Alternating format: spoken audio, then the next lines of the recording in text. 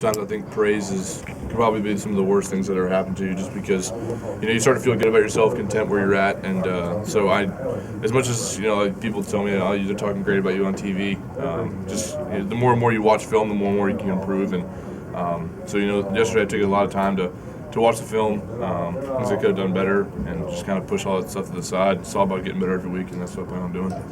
Where do you feel like you're at, and then also where do you feel like this offensive line is at? I think we're moving forward. I think every guy has done that. Obviously, there's going to be great plays where not everything goes perfect, but I think if you kind of look from where we were, first game, we played really physical, but we didn't really execute that well. I think this week we knew our assignments better. We kind of got to our hat placement better, and just kind of didn't play as physical. So try to put both those together this week. You mentioned kind of finishing plays. That was the difference. Maybe this last week you didn't finish blocks as well as you did the week before. What did you see after watching film? Not just from you, but maybe the rest of the line. I wouldn't say it was just about finishing blocks. There's obviously communication errors, but that's just kind of part of it. We're just going to have to sit there and coach Cristobal, and he's great about making decisions and making changes to what we're doing. So get back out there today and work on Ole Miss. We'll talk a little bit about that challenge because they can be pretty disruptive. Yeah, they do a lot of things that can kind of confuse offensive lines, but every week we put a great game plan together. Coaches do, and I know this week's going to be no different. But as far as our progress as an offensive line, we got to keep moving forward. They're a big front seven who plays really hard, and I think we have a lot of tools that can take care of that. And I think we're a pretty good offensive line too.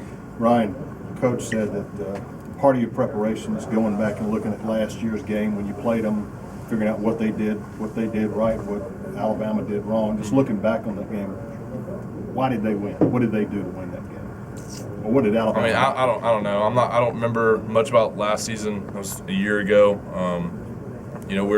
I'm sure there's going to be plays in there where they probably got us. They might try to bring again. We're going to coach those up, make sure that doesn't happen twice. But as far as we know, they could have changed their entire defense. So I'm not really sure. We're just going to take it one day at a time and go out there and play our best.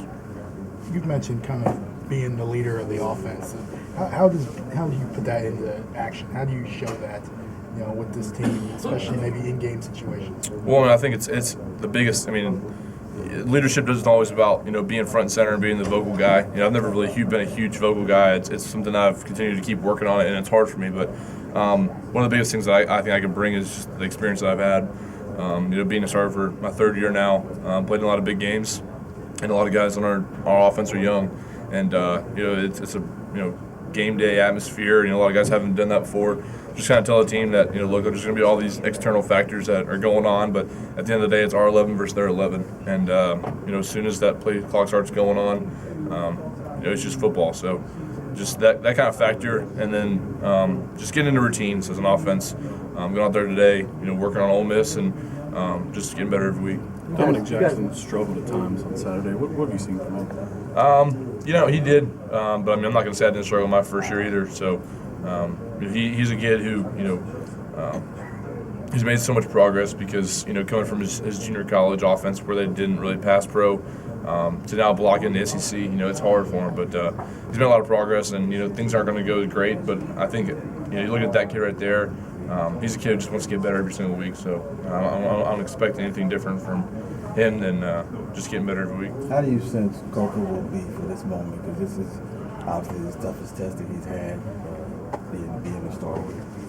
We played a pretty good team week one as well, and he did all right. So, he's not a guy who's affected by what's going to happen, who we're going to be playing. It's just him out there. He doesn't matter what the team is. He's going to be studying his playbook, getting the team ready, and doing the best he can because that's just the kind of guy he is. That's the self-pride he has and what he does every day. So I don't expect anything less from him or Cooper or any of the quarterback or anybody that's going to be in that game.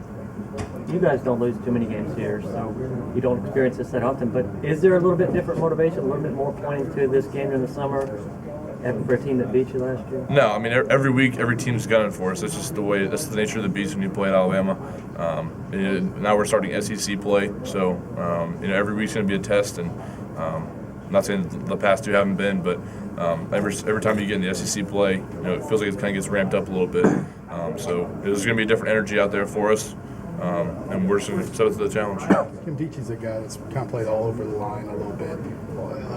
What's your experience playing against him, and kind of what's the biggest challenge of a guy like that? Yeah, I mean he's a big guy. I remember last year they did some different packages with him as kind of playing linebacker. So he's a guy that obviously I think coaches are probably going to game plan for. The guy who make disruptive plays, but that's one of the biggest things that we try to do all week is not let them have negative plays on us. We'll just keep moving the play, removing the chains, and just take care of their defense as a whole. What's your routine like on one of these late game days where you don't start until after 8 p.m.? What do you do? I mean, yeah, it's hard. I mean, obviously the 8 o'clock game feels like it's taken forever to come around. We'll have meetings, and one of the biggest things that coaches tell us is just kind of get off our feet for a little bit, kind of shut out the outside world because all these things are kind of going on around you.